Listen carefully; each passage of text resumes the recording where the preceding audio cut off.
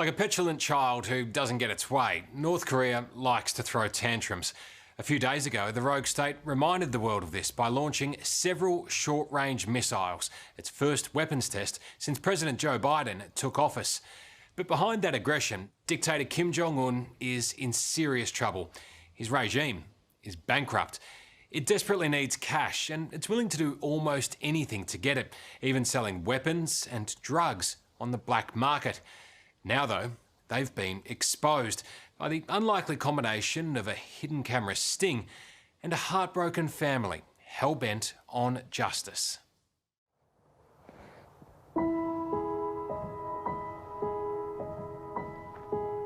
Time is slowly healing the raw grief of Cindy Warmbier. This is it, baby. It's a cold day. But the gaping hole left in her family will never be filled. We wrote son, brother, and friend, and that was just him. Everyone loved him. Absolutely everybody that met Otto loved him. It's such a big loss.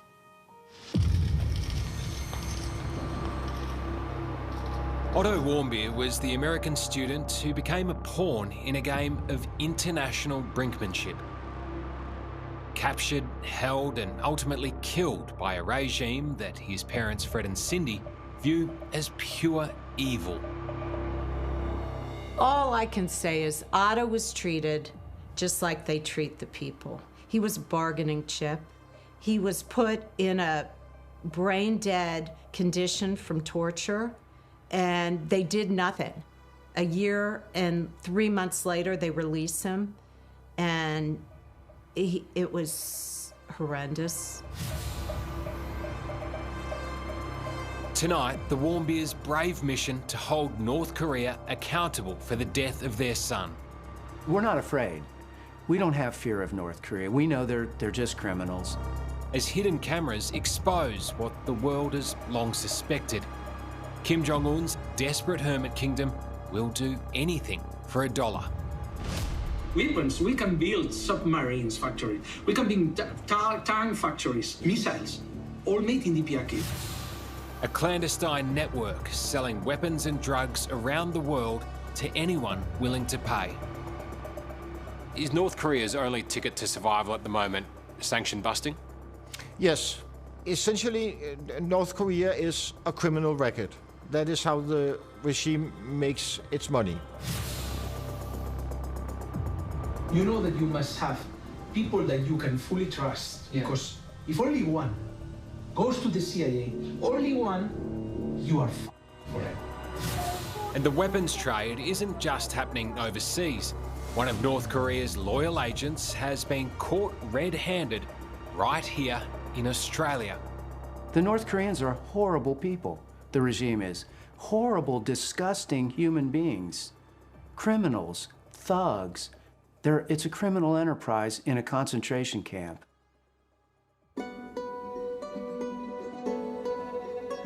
Otto Warmbier grew up in the sleepy suburbs of Cincinnati. So proud. Yeah. Tall and athletic, he excelled at sport and studied business at an elite university. This is our last day together as Wyoming High School's class of 2013. Tomorrow morning, we will all belong to another class, another job, or another city. To his mum and dad, he was the perfect son. How proud were you of Otto? I was really proud. You know, it's a firstborn. What can I say? Everyone knows you have a special bond with a firstborn. He was a standout. At the end of 2015, Otto had some spare time before taking up an internship on Wall Street. So, at the suggestion of one of his university professors, the 21-year-old booked a 5-day trip with a tour group to the world's most secretive state. What do you think the world needs to know about North Korea?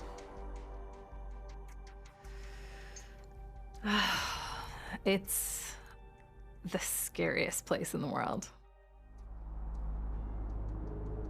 Canadian Sarah McLaughlin is a teacher, but for 5 days in Pyongyang, She was one of Otto Warmbier's closest travel buddies.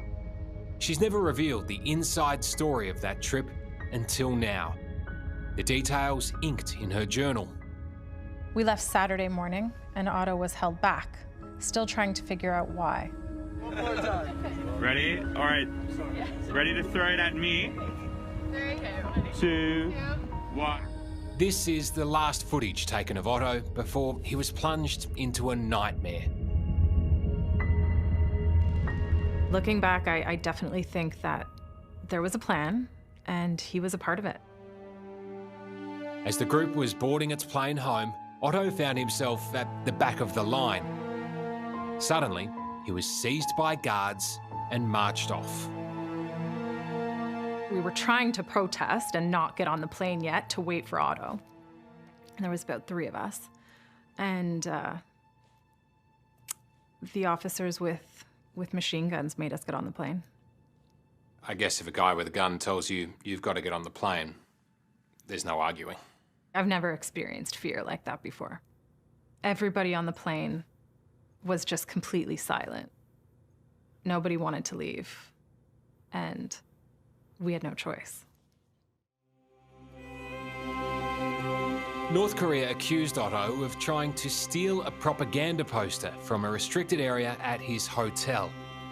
Charged with subversion, he was hauled before the cameras to make what his parents insist was a staged confession. On the early morning of January 1st, 2016, I committed my crime. In hindsight, it's tragic what my son went through. It's tragic. He was used as a political pawn, a hostage. Everybody knows it. It's absurd to think anything different. I entirely beg you, people and government of the DPR Korea, for your forgiveness. Please, I have made the worst mistake of my life. The North Korean regime showed no mercy. 2 weeks after his confession, Otto Warmbier was sentenced to 15 years of hard labour and vanished into North Korea's notorious prison system. He had been brutalized by them mentally, physically, emotionally, and spiritually. And when that guard pushed Otto out of the door, think about when that door shut and he's alone with those bastards. Think about that. That's what I'm haunted by. The only proof the North Koreans had of Otto's crime was this grainy and inconclusive surveillance footage. It's from a security camera at his hotel, and you can see the timestamp clearly, 1:57 a.m. on New Year's Day. But according to others on the tour, Otto wasn't even at the hotel at that time, so this shadowy figure simply can't be him. That vision has a timestamp on it. Your group had been out at a New Year's Eve party in the hours before that. Were you even back at the hotel then? No, the time didn't match up at all.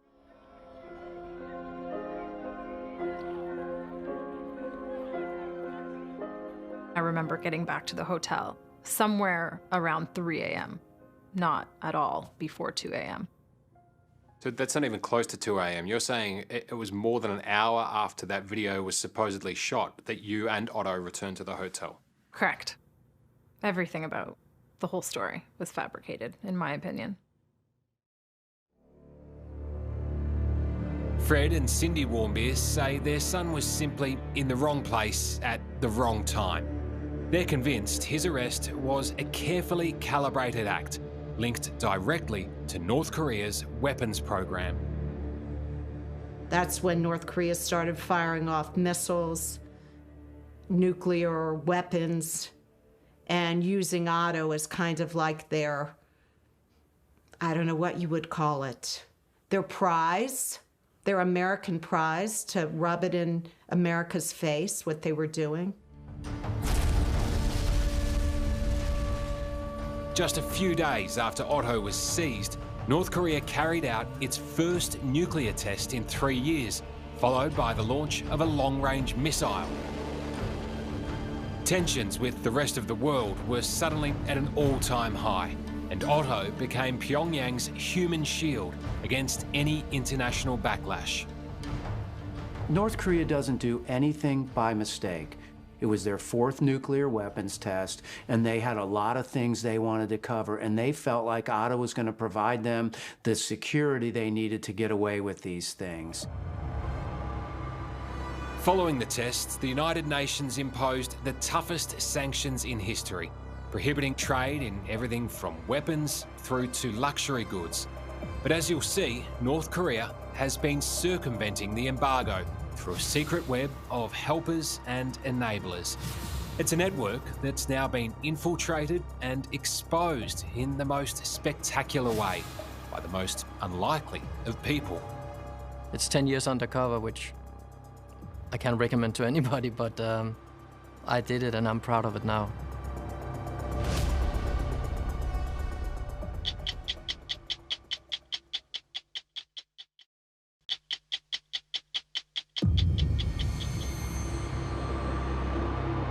Ulrik Larsen is an unemployed chef living in Denmark.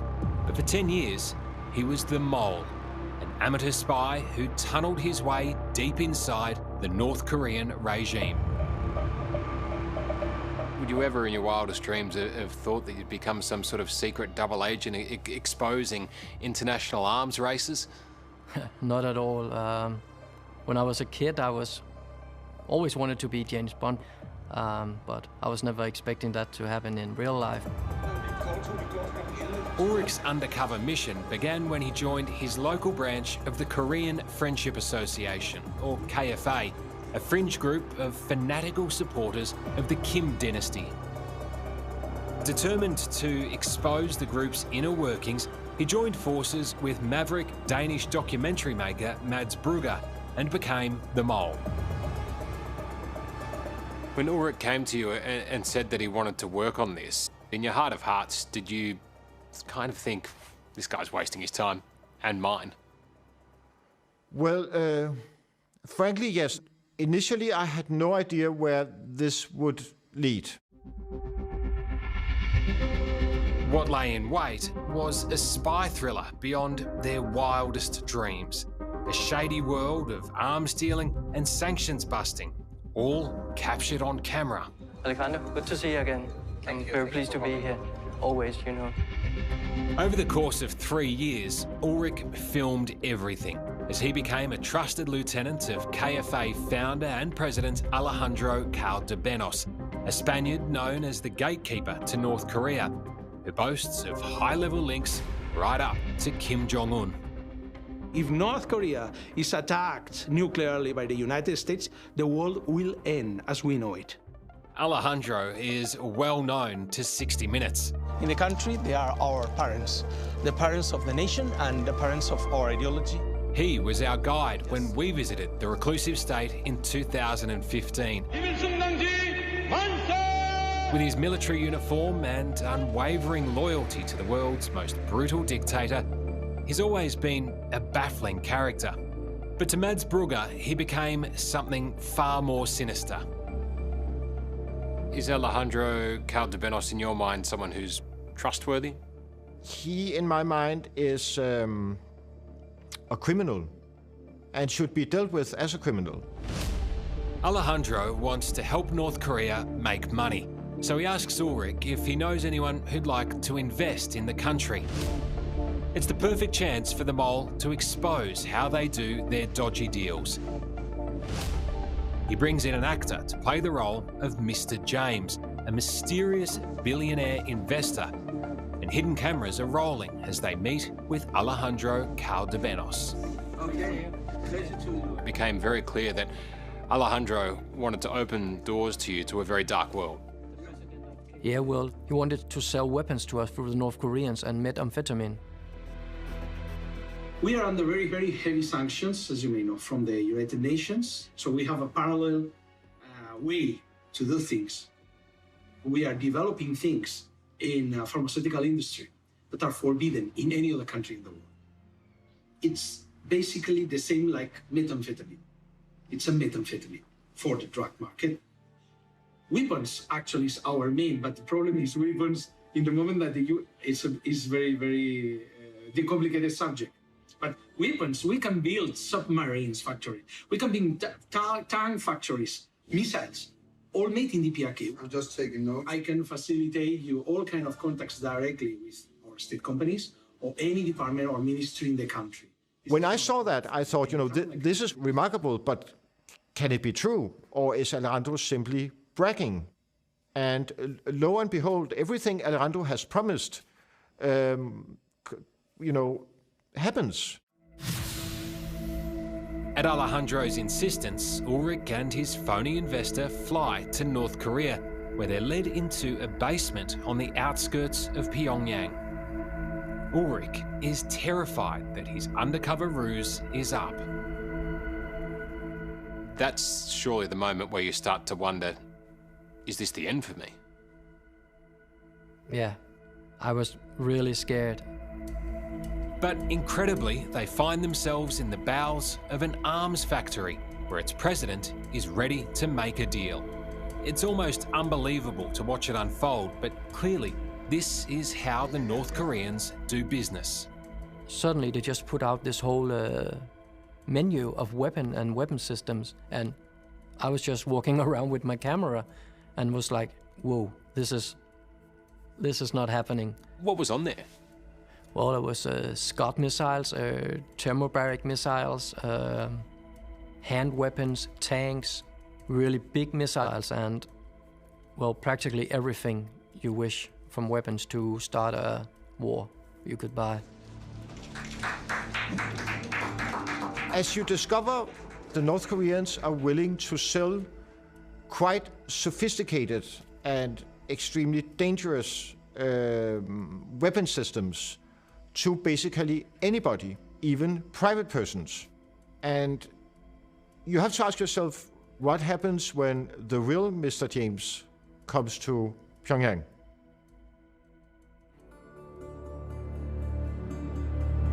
While the mole and his investor were striking their weapons deal, little did they know that American student Otto Warmbier was being held just a few kilometres away. The worst part is when we were driving around Pyongyang and being treated like kings, Otto was in a basement somewhere getting tortured. It makes me sad to think about what happened to Otto and what could have happened to me. For 15 traumatic months, Otto's parents, Fred and Cindy, were in the dark about the welfare of their son. They were told not to make a noise, not to upset the regime, for fear they could jeopardise Otto's safety. It was really hard going through this with the family, stuffing our feelings and not being able to deal with anything. That whole time we were told he was in perfect health.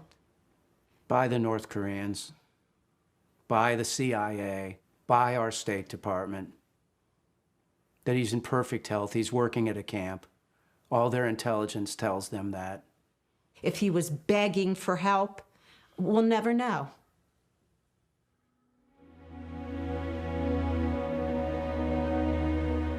Through those dark days, the Warmbiers never lost hope that their son would make it back to safety. Hang in there, Tiger Boy. You're coming home. And not to worry about us, but stay strong. Stay strong, and we'll be fine as a family as soon as you get home. But even in their worst nightmares, they could never have imagined the circumstances in which he did. At the President's direction, the Department of State has secured the release of Otto Warmbier from North Korea. He is on his way en route home to be reunited with his family.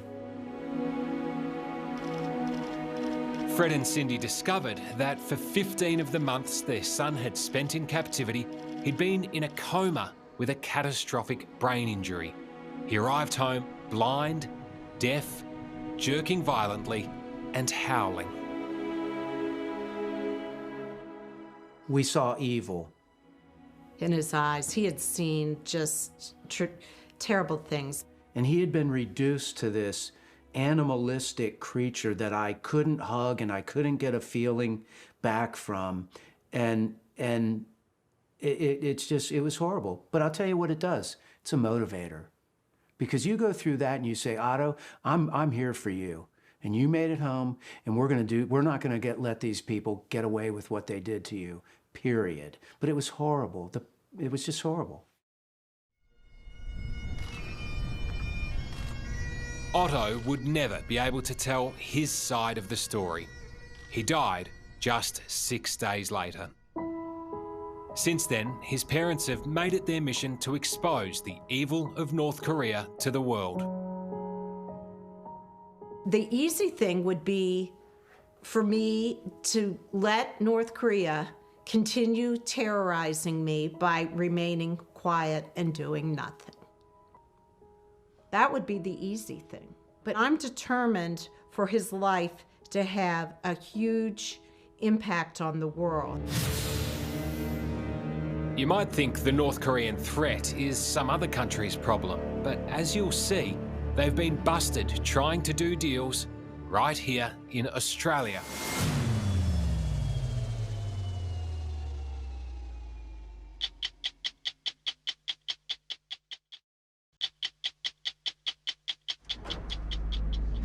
How are you? The mole, Ulrich Larsen, has spent years secretly filming Alejandro Caldebenos. Welcome to the bunker. Thank you. Exposing his clandestine work, cutting deals for North Korea. The idea is to make the methamphetamine and weapons. But at one of their final meetings, when talking about the business, do never use again that words, okay? Ulrich's mission almost comes unstuck. Alejandro is spooked and pulls out a bug detector. If you had a micro or something in you, it will make the signal, okay? Okay. Okay. Here's a signal. Ulrich is panicking, but manages some quick thinking to cover his tracks. I had a car key. I rented a car and I had that in a small bag on the table. And I tried to get his focus to that bag, and he bought it. This is by remote control. Okay. So it was sending the signal. Okay. I sweep it many times. We don't have anything here. Ulrich is cold as ice. Personally, I would have fallen on my knees and begin, screaming, please don't kill me.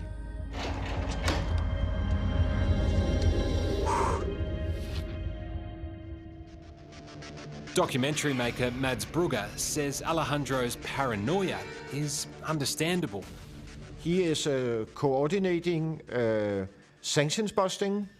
He is coordinating buying and selling of arms, producing drugs, and so on. So he is, in my mind, a criminal and should not be trusted in any way.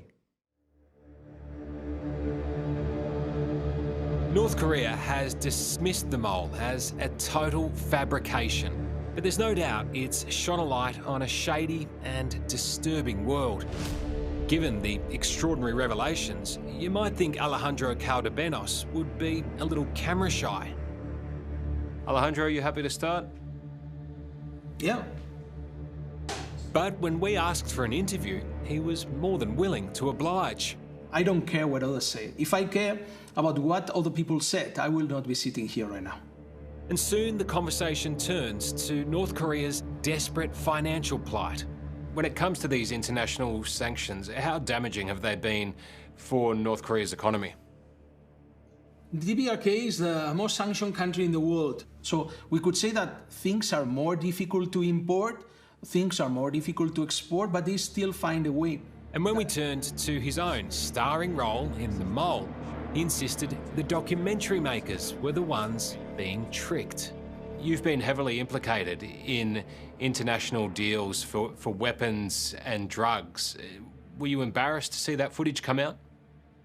No, there's some people that wanted to frame us, and what we did which was actually to frame them. What do you mean by that?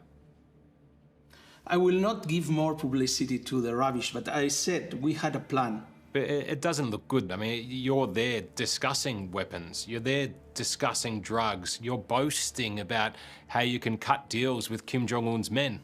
That was not why I was coming here for the interview. I thank you very much and see you another time. Alejandro, I can see you there. What's your objection here? We just want to get your response. He's out the door, guys. Alejandro has left the building? Yeah. Alejandro has responded to your documentary and said he actually laid a trap for you and your crew. Yes, it's so very interesting. Essentially, I think if Alejandro was, playing along and he knew that we were filming him in secret, that would make my documentary even more interesting. Do you think you've destroyed his business model now? I hope so. But North Korea's criminal network spreads across the globe, including right here in Australia. Amidst the skyscrapers and suits of Sydney's CBD, this is a very unexpected sight. A passionate group of North Korean sympathisers spruiking the apparent achievements of Kim Jong-un's regime. You see, the capitalist regime knows that their efforts to wage their Cold War drive against North Korea. But there's another man they're here to support as well. His name is Chan Han-choi, a North Korean loyalist, and it's the first day of a trial for him at the New South Wales Supreme Court. They are the only reason why the Australian regime finally had to give Choi bail last November. The light-hearted nature of the rally outside court belies the seriousness of the charges the 62-year-old is facing, accused of violating United Nations sanctions by brokering the sale of missiles and petroleum on behalf of Pyongyang.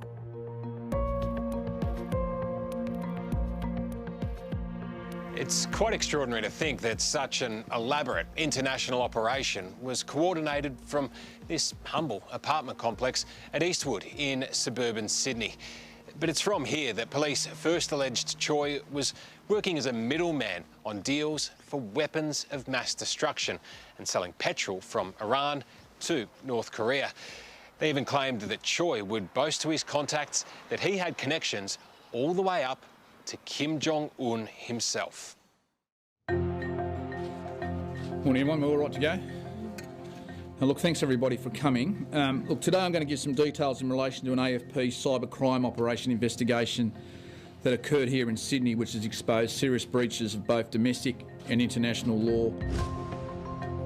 Chan Han-choi was arrested in an AFP raid on his home in 2017. This man was a loyal agent of North Korea, believing he was acting to serve some higher patriotic purpose. I think at the end of the day, he would sell whatever he could to make money back for the North Korean government. The accused was initially locked up at Long Bay Prison, from where he continued to phone his fellow North Korea supporters, rallying the cause and denouncing international laws. I strongly believe that the United Nations economic sanctions imposed on North Korea are both unjust and unfair.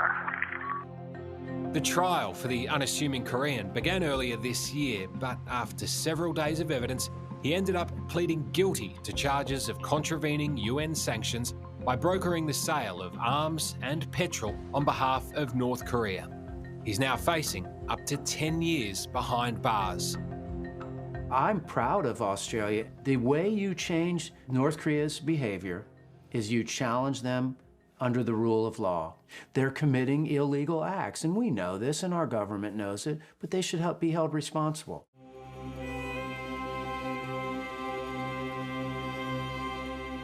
Since the death of their son Otto, Fred and Cindy Warmbier have been on their own mission to tighten the screws on North Korea and the regime's enablers abroad. Their pressure has led the US to declare North Korea a state sponsor of terror. And there have been other successes in shutting down the money trail that props up Kim Jong-un's regime. Thank you for asking us to speak, because it's 5 years since I saw Otto. And nobody's forgotten him still. And I just want to tell North Korea, as long as I'm alive, no one's going to forget what you did to Otto. I'm not going to let them. I'm not going away. And I'm in it for the long haul. I'm just patiently waiting, because the day is going to come when that regime is over. And I won't be happy then. There's nothing that can make me happy, but I'll be relieved.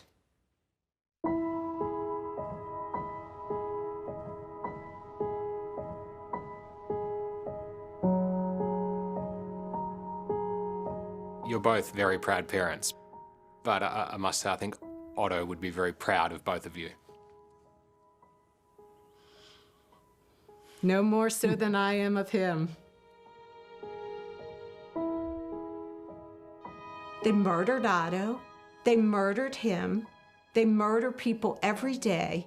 And that's why I say, how can I be quiet?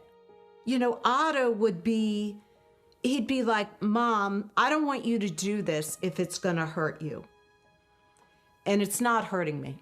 It's not hurting me. It's helping me. Hello, I'm Tom Steinfort. Thanks for watching 60 Minutes Australia. Subscribe to our channel now for brand new stories and exclusive clips every week. And don't miss out on our Extra Minutes segments and full episodes of 60 Minutes on 9now.com.au, as well as the 9Now app.